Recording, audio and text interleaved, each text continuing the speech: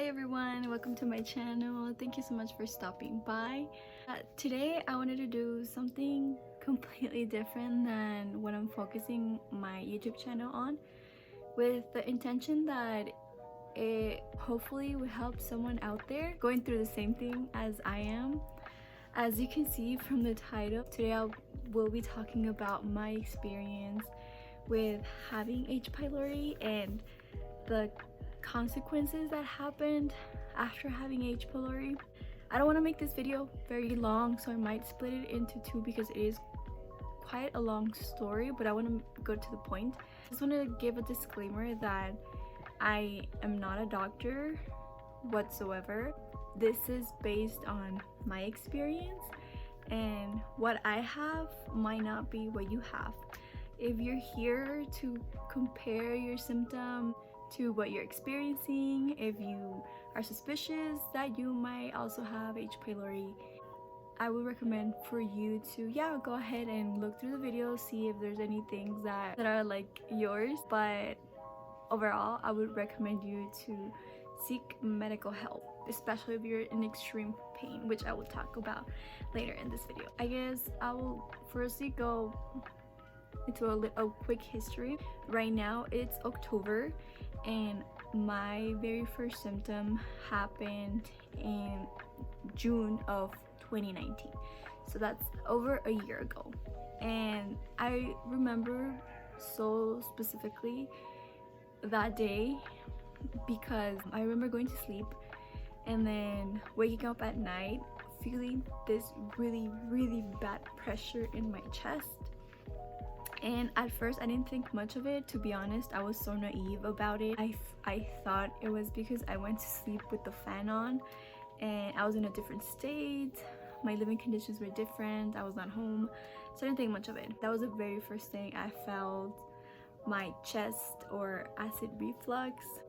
And then fast forward to the beginning of this year. As you know, or if you know from my YouTube channel, recently graduated, so I was a research student, and I would take my breakfast with me to school.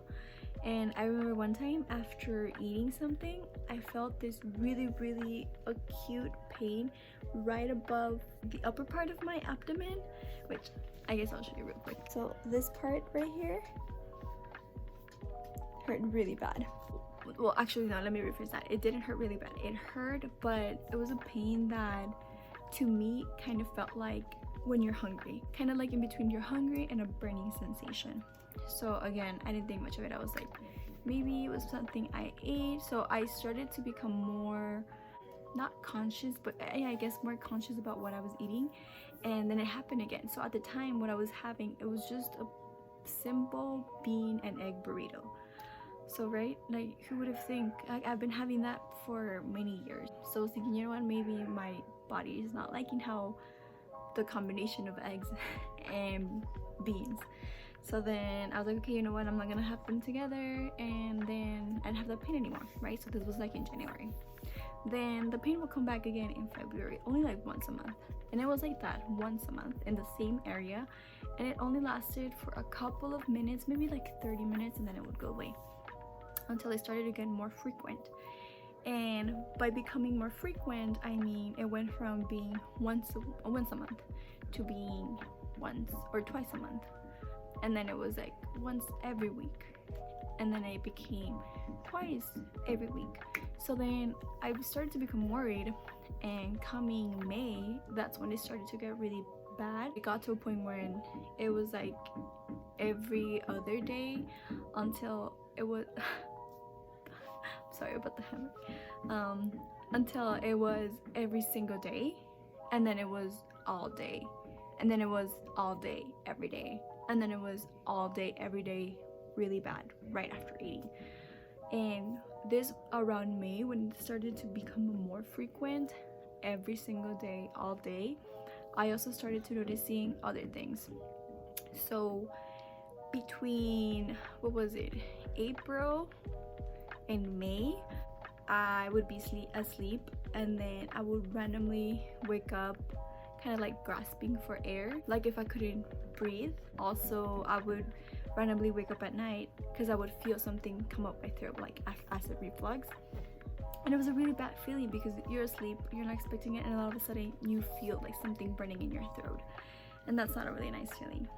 Around that time, I was also very stressed because of me trying to finish my thesis, my research, and then COVID was going on, and I was stressed whether I was going to graduate or not. So I would also feel a really bad pressure in my chest. So I would search. I would actually search like what's going on, you know, regarding the pain. I saw often like, oh, maybe Google says everything, you know, like aside from cancer, becoming gluten intolerant, lactose intolerant. So in May, when it started to get really bad, like every single day, I did try to cut dairy, and it helped a little bit, but then at the same time the discomfort was still there, you know. I started trying different things. I didn't know what it was. I was like, maybe it is gluten intolerant, you know. Google also said, oh, you feel pressure in your chest because you're just stressed or whatever. One night I woke up in the middle of the night and I had this really bad pain in the same area. Like previously it was a pain, but it was bearable.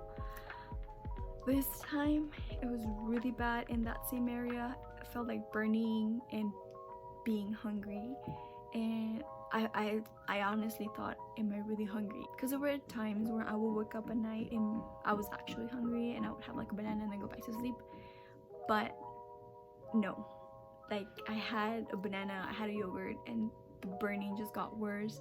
So I just lay there and I had a Tylenol, just the extreme strong, or the strong, or whatever, the strongest one that's off the counter. And the pain went away within an hour, and that's when I decided, you know what, I have to go to the doctor. At the time I was not working, so I went to like a general doctor and I explained my symptoms. He was trying to be as specific as possible to help the doctor, and the doctor suggested you might have H. pylori. It's very common in people, and that was the very first time I've heard of H. pylori. And in my head I was like, what is that? Basically what my doctor told me is H. pylori is a bacterium that a lot of people have it, but not a lot of people develop symptoms. They don't really know what causes it to develop. Be a combination of stress, eating spicy foods, fatty foods, or when you don't wash your vegetables properly. So the very first thing that came to me was like, oh, maybe sushi, because from the beginning of this year in January I was having sushi like crazy. So anyway, that's another story. She recommended taking a breath test. Now, if you're here because you're curious about the symptoms of H. pylori and what happens after that, my initial diagnosis is potential H. pylori, right? So then that day I couldn't take the test because you have to be at least 3 hours or 2 hours fasted. Don't call me at that, I'll look for it. But I was not fasted. I was chewing gum and I had took a sip of water while I was waiting for my appointment. The next day I went in and took my H. pylori test, and if you're curious, it's $116 if you don't have insurance. If you have insurance, you'll probably have to pay a copay. I took the test. I got a call back from my doctor like maybe 3 days later, and she said, hey, like I just got your test results back, you tested positive for H. pylori.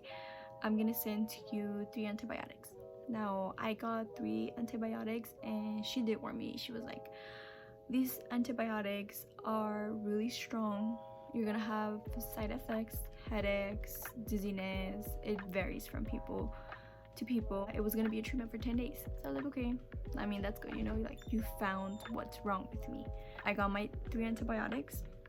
I remember as soon as I started taking them, the side effects were unbelievable. I normally worked out, and during that time, because of COVID, the gym wasn't open, so I relied on running outside, and I got to the point where I couldn't because my head hurt really bad, my eyes were red as if I cried all day long. I was really tired, I was really sleepy, I was really drowsy, and then towards the end of my treatment I got really nauseous.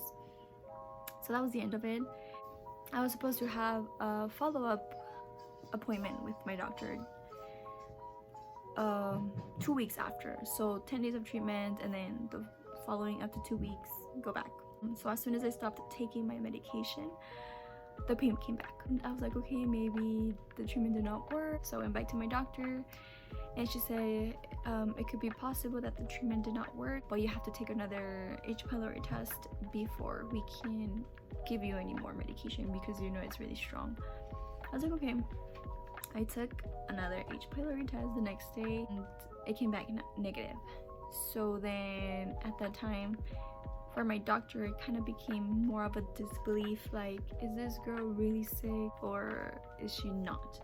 Because the test came back negative after being positive the first time, and then took medications, and then I still haven't. So I didn't hear back from the doctor anymore, and I didn't go back to the doctor anymore, and I just decided to wait it off. Be like, you know what, maybe it just takes a little longer for the medicine to be effective. So this was the last time I saw my doctor was June 25th. 2 weeks before that, I had my H. pylori test that came back positive. So fast forward to July.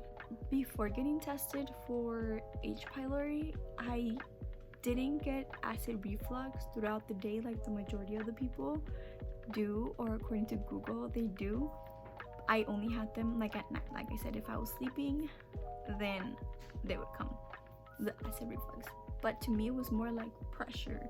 And initially my doctor was explaining that acid reflux can also present itself as pressure in your chest, because there's like acid trying to come through. So the way I was experiencing acid reflux was through chest pain, not the actual thing, just in case you're going through the same. And I didn't go back. Time went by, and there were days where it didn't hurt at all, and there were days where it would hurt a little bit. In July, I remember like for 4th of July, I had like a few alcohol drinks, and I could feel my throat burning, like acid reflux. And then the following days I felt the same, like from eating like hot Cheetos and having like jalapenos. So then that's when I knew like it was back, or whatever it was back. Towards the beginning of August, I was like, you know what, I've had like 2 of these really bad pains. I really have to go back to the doctor to find out what it is.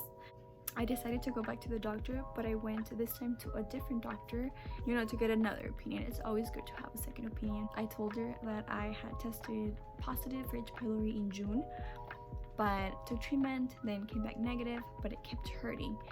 So her next diagnosis was, I think H. pylori has made an ulcer in your stomach. And I was like, oh my god, an ulcer. Like, I knew ulcers were developed from eating too much spicy food, which that's not me. I don't eat spicy food at all. I have hot Cheetos like once in a blue moon. So I was so scared. She told me that I have an ulcer, but she said it could be treated, and it was probably a cause from H. pylori. So I'm telling you right now, if you were tested for H. pylori, or if you think you have H. pylori, take care of yourself while you're taking the treatment. Don't have any spicy food, don't have any alcohol, don't have anything that can aggravate or cause a peptic ulcer. If you've been diagnosed for H. pylori, then this is happening right now. Please avoid foods that can potentially cause a peptic ulcer. You don't want to have a peptic ulcer. You don't want to be relying on medicine. Okay, so now that I said that, I got medicine, and I got an anti-acid. I got a medicine to not create as much acid reflux, and that's omeprazole, which is very common, right? I had omeprazole, and then I had this really crazy expensive medication, and that medication is Pylera. It's a 10-day treatment. You take it with omeprazole, and it is crazy expensive. With insurance, Pylera is $200 depending on your insurance. Without insurance, it's $1,000. So that's why I'm telling you, you don't want to get a peptic ulcer if you have H. pylori, or if you think you have H. pylori. So please go to the doctor, go yourself checked, because if you have H. pylori and you don't get checked, chances are you're gonna develop a peptic ulcer. Okay, so I had that treatment. At first I did not know what I'm telling you right now about following that diet of no caffeine, no high fat foods, none of that. Like irritate a peptic ulcer, right? Because I didn't think of that. To me, it was just no spicy foods, which is what she told me, my doctor told me, but she didn't tell me the rest of it. So I went to like this family reunion, and I had something with milk. Milk is high in fat, right? But because when I was not taking the medication, when I was not going to the doctor, I always had like a glass of milk with cookies, and I was completely fine. And this time, after that family reunion, I had a really bad episode. It was hurting before I went to sleep, but it was kind of bearable, and at that point I was used to it. I was still taking my H.PYLORI medicine and my omeprazole, which H.PYLORI is horrible. Let me tell you, it's a bunch of pills. It's 3 pills right after breakfast, 3 pills right after lunch, 3 pills after dinner. So yeah, that's 9 for 10 days, and it all comes in a little box. So the pain got really bad that I woke up probably like around 1 in the morning. I couldn't handle it anymore, and I didn't want to take Tylenol because I didn't want to suppress the symptoms. So what I did is I went to the ER just in case it was something else, right? And I didn't take any medicine because naive me, dumb me, thought that maybe if I went in pain, it would make a difference in my diagnosis, and it did not. My doctor told me, when you're in pain, treat your pain.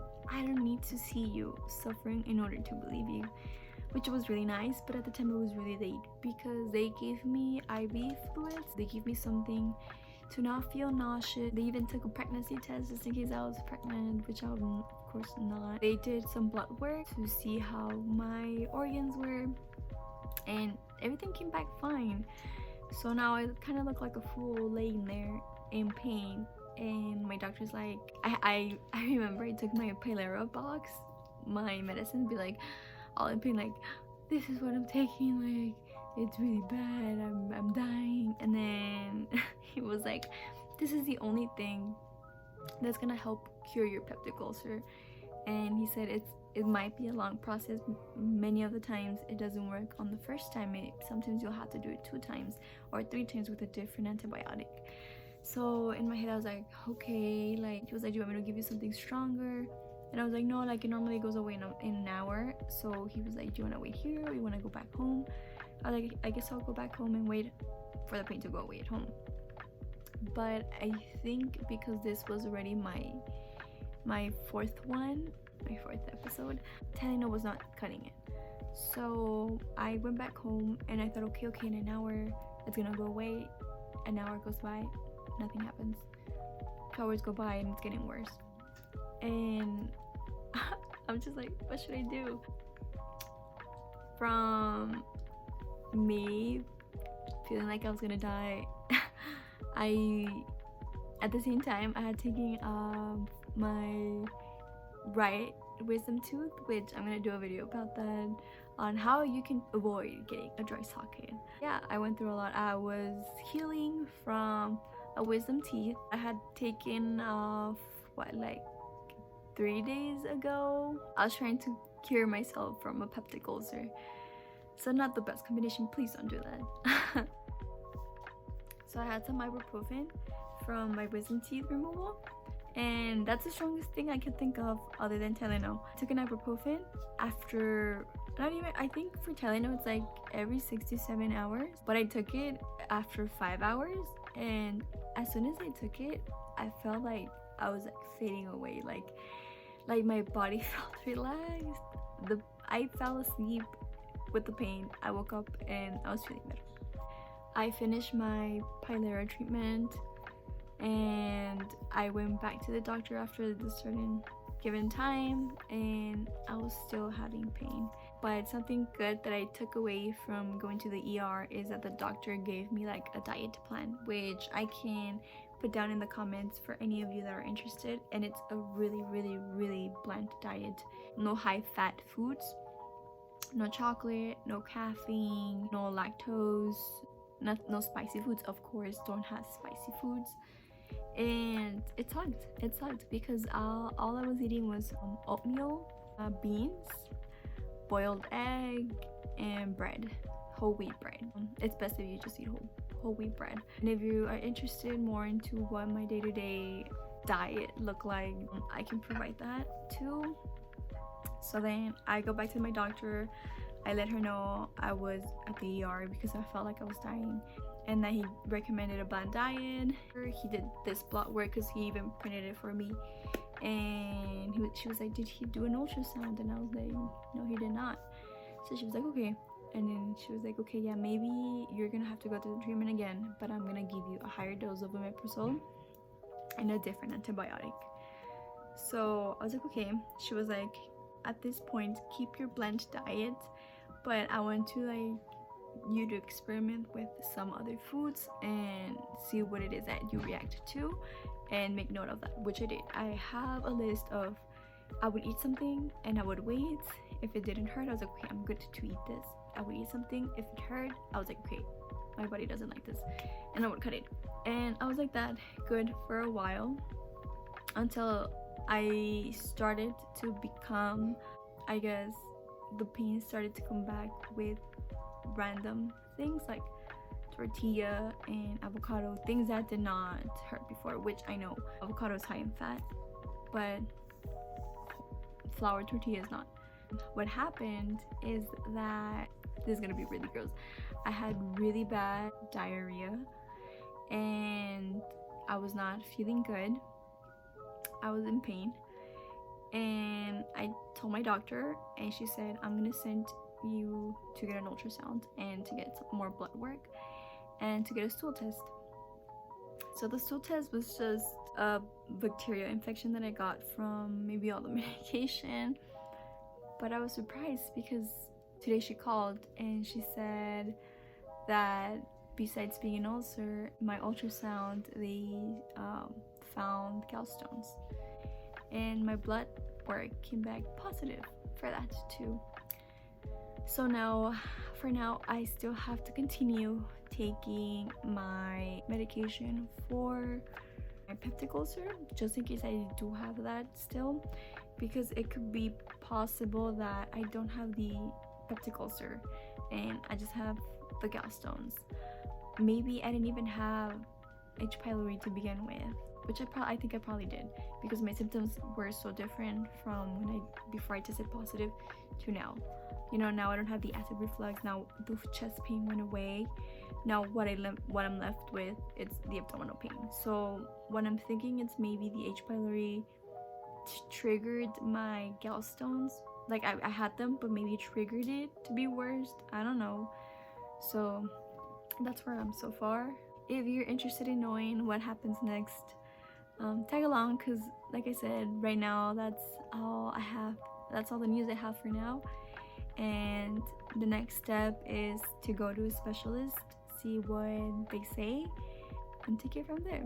So I hope this was of help to someone out there.